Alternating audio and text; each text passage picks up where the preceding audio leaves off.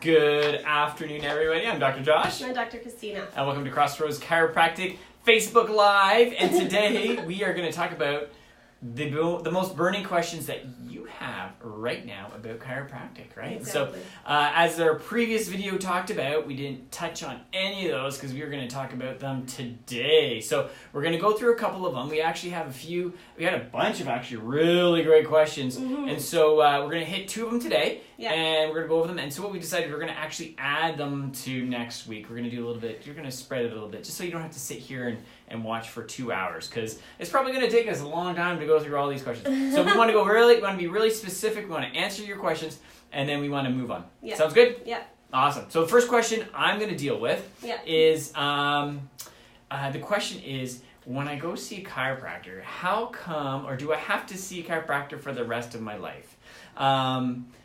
We actually got asked that a couple different ways. We had people who were like, when I started chiropractic, I heard that I have to keep on going forever, right? And, you know, we get that consistently in different ways. So that's the first question we're going to talk about. So that's probably the number one question we get most of the time. I would say so, actually, yeah. And so the answer to that is really, really simple. But there's a reason for it, right? And the answer is yes. You do have to go forever. Now, the truth of that is no. You can actually, you know, in our office, we believe that everyone has a right to choose how they want to proceed with their care plan and where they want to move forward, right? Absolutely. But for the most part, most of our patients, once they start getting better, once they start feeling better, once they start able to do the things that they want to do and they like to do, they want to keep doing it. So the analogy that I always give patients when it comes to getting adjusted is, you know, taking care of your spine and spinal hygiene is actually being a good steward. It's part of being the stewardship model, right? Mm-hmm. Taking care of what you have.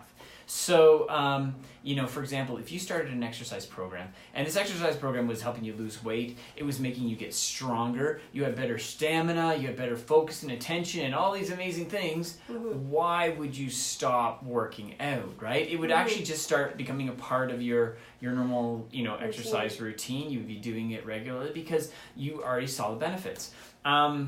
Most of you guys know I do Ironman training. I train consistently. Even though I'm in a period right now in a season where I have a little guy and it's harder for me to get out training, I know that I always feel better. And so I still, even though I have no time to train, I'm still training because I feel better and I know my body works better when I'm training. So same thing if you start a new diet. If you're eating properly, you're eating healthy, you know, you give up caffeine, you give up sugar, you know what I mean? You're going to want to sustain that choice, that decision, that lifestyle, right? Yeah. So same thing with chiropractic. Once your spine's healthy, once it's moving, you want to keep it that way. Especially for some of our patients. We have a lot of patients who come in who have, you know, crazy degeneration. Their spines are such a mess.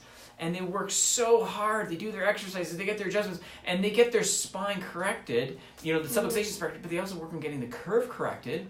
And why do you want to, you know, lose the investment that you made in getting your body back to how it should be? So the short answer is yes and no, right? Yes, you should be keeping, you know, getting adjusted for life. No, you don't have to.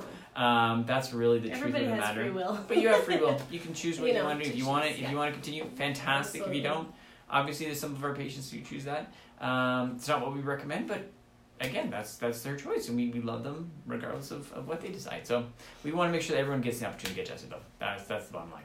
Absolutely. So that's good. So number one, did I answer that properly? If I did answer that correctly, leave me a question or a comment. Or email me. Exactly. If you want more clarification. We can go over it again. I can talk about it again. Next time. Yes. So yeah, the second question that we wanted to go over today is, how much education does a chiropractor actually get? Yeah. You know, because there's always like, are you like a medical doctor? Or are you just like a physiotherapist? Yeah. Like, exactly how does that work? You're not a real doctor. Yeah, no, exactly. But Dr. Josh, you're not a real doctor. Exactly. So that's kind of not really a question. It's kind of more of a I don't know. Slam. Yeah. I don't know. Insult, whatever. Well, we're trying to spin it and make it more positive. Spinning it in a more positive way, exactly. So, in terms of education, you need 3-year undergrad. You need then minimum of 3-year undergrad. Most people who go to chiropractors actually have 4. Yeah. Or more. I had 4. I had 4. Yeah, exactly. Yeah. And then I have my little notes here because I wrote all the little specifics down. And then you go for a 4-year chiropractic doctorate degree. Yep. So Doctor of Chiropractic degree Yep. program. And there's... Mine was 5. Yeah. I went to school in the States. You did tries. We did try. We went concurrently over the whole year, so it was 3 and a third years, but it actually was technically a 5-year program. Yeah. Yeah. So I did 4. But we did like the regular school year, so from September to May. Yeah. Yeah, and then we had the summers off. It works out pretty close to the same. That's it. And so, not Ontario. Well, yeah, Ontario. The main chiropractic college in Ontario is CMCC, the Canadian Memorial Chiropractic College. There's also a chiropractic college in Quebec. Trois-Rivières. Oh yeah, Trois-Rivières. And then, so those are the 2 in Canada, but there's many in the States. Yeah. Like, I think I went to New York. To count. Yeah. But there's Life West, there's Palmer, there's Parker in Dallas, there's Logan, there's a whole bunch of different schools, yeah. Lots of different schools. And they're all fantastic. And they're all great. Yeah. And so we get like a ton of hours. So in terms of in-class education, we are on par with medical students. So it's a similar program. We get all the same courses. It's just the amount of class hours that are different. Just different. So in terms of, we have anatomy, chemistry, diagnosis, microbiology, neurology, obstetrics, orthopedics, pathology, physiology, psychiatry, radiology. Just to name a few. And we basically do double the amount of in-class hours than an MD in diagnosis, in orthopedics, in radiology, and there was a couple others as well. Yeah. So it's just, our focus in certain areas is maybe slightly different. Right. And in medical school, they do learn more in the biochemistry, the pharmacological aspect, that kind of stuff, because that's their scope. That's how they pharmacology. Practice. Pharmacology. And immunology, and then they go into surgery. And absolutely. Yeah. So that's we do not do. We do spinal manipulations. Adjustments. Yes. Adjustments. And we get a little more in nutrition, a bit more physiotherapy, advanced imaging like MRI and CTs. Yeah. We learn how to read those as well.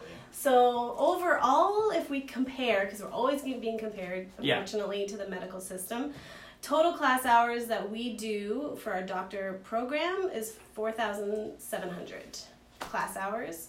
For medical program is 4,550 hours. Yeah. So it'd be like 150 more hours, class hours, which is pretty crazy. So so it's amazing the difference, really. And again, it's the different scope and all the rest. But the training that we do for a chiropractic degree is a lot more intense, and it's a lot more, in many ways, a lot more challenging than medical school. Now, granted, most medical doctors graduate and they have to do their specialists and all that kind of stuff, which is something that we don't do. Now, I did. Although we can do. I did a 2-year on top of what I did pediatric training. It's not recognized in Ontario, but it's recognized in the U.S. It's a pediatric certification, so I'm certified pediatric chiropractor in the U.S. Can't really say that here in Canada, which kind of sucks. Unfortunately. Yeah. Maybe eventually. But I love the training. Maybe one day. Eventually. Who knows? But yeah, for residency, you can do residency for chiropractic in radiology, in sports, in orthopedics. Yeah. Just to name a few. There's probably a few others. There's a lot more that you can do too as well. Yeah, that's it. Most chiropractors, I don't think, do that. I know a number of my classmates did. They did go on to do residencies, which is great. Which is good for them. Yeah, exactly. Fantastic. It's kind of cool. It just depends on where you kind of want to focus, right? Absolutely. And that's the one thing about chiropractic is it's such a diverse profession that, you can actually see chiropractors who specialize in different things, which is kind of cool. Most people don't realize that. There was actually one chiropractor, this is kind of totally off topic, but he was a forensic chiropractor, if you can believe it. He worked with the police really cool. because for diagnosing forensically, it's kind of, I don't know. I don't know if I want to do that, but I thought that was kind of neat. Yeah, that's really neat, actually. Yeah. So. Well, you never know. You never know. These different areas that were useful. You're like working with live people are dead. Yeah, exactly. So those are 2 of the questions that we got. What we've decided to do is we've decided to expand this thing. We're going to do a couple more next week. Yeah. Just because we're getting a lot of good questions, and we thought, you know what, it's good to spread them out and. Give you a little bite-sized amount, a little more so bite-sized it's not like we're doing a ton and then, Exactly. Now, that being said, we are still taking in questions. If you have any questions or ideas or comments, things that you are curious about, please leave us a message. You can email the office, info@crosschiro.ca. You can follow us on Facebook and Instagram. Instagram, right? Even if you want to know like myths about chiropractic. Yeah, too, the myths, right? absolutely. Chiropractic myths that you hear that are general public, they think is true, but really not. Or questions is, can chiropractic help this? Can chiropractic help that, right? And there's a lot of people who wonder about those things too as well. So we want to make sure that you are as well informed, right? You got the answers. Beautiful. Right. Awesome. So thanks for watching. Yeah. Again, follow us on Facebook, Twitter. Go to our website, www.crosschiro.ca. Check us out. And follow us next week. Listen to us, and you're going to learn something more about us and about chiropractic, which is awesome. Anyways, if you're seeing chiropractor, keep getting adjusted. If you're not, give us a call. Bye. Bye.